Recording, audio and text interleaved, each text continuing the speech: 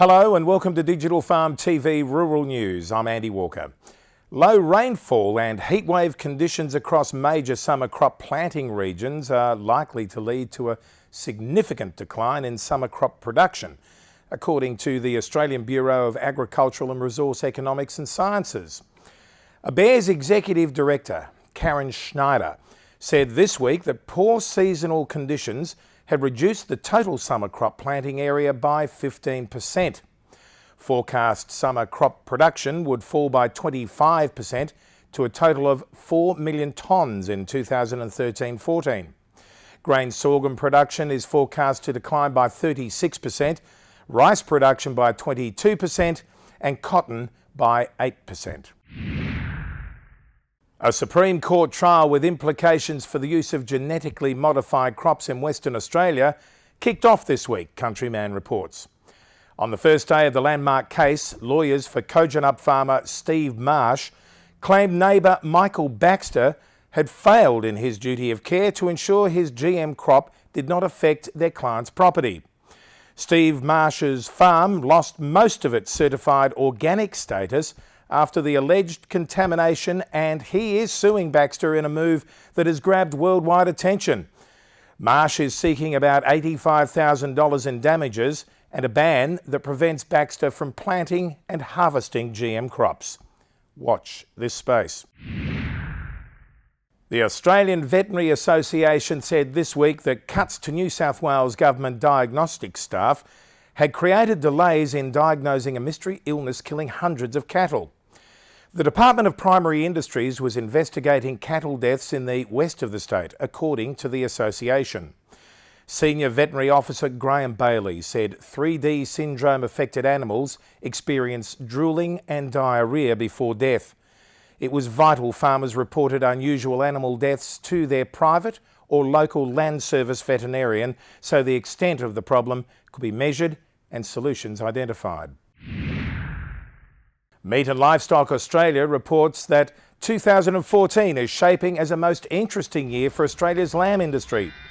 Medium-term prospects for increased supply hinged firmly on seasonal conditions, while export potential for the industry was extremely robust.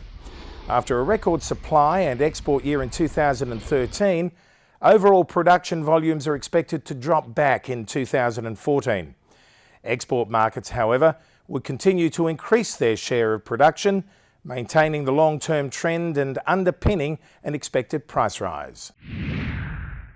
The federal government may have denied SPC a $25 million assistance package, but the Victorian government this week tossed $22 million into the Shepparton food processors' hat.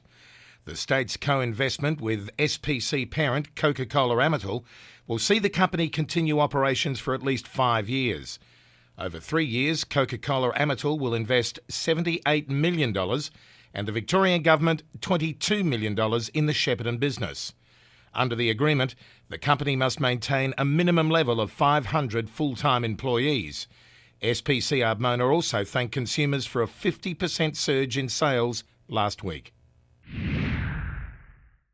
The National Farmers Federation has called for appropriate action to address the severe drought that many farmers, their families and communities were enduring. NFF President Brett Finlay said this week he welcomed the Prime Minister's acknowledgement of the severity of the drought gripping much of Queensland, Northern Territory, New South Wales and South Australia. But while potential improvements to farm household income support had been raised by Tony Abbott, the NFF said farmers needed a broad range of immediate targeted relief measures. The NFF call was broadly supported by veteran Liberal Senator Bill Heffernan. GrainCorp has announced mass redundancies as it restructures part of its manufacturing business, according to ABC Rural.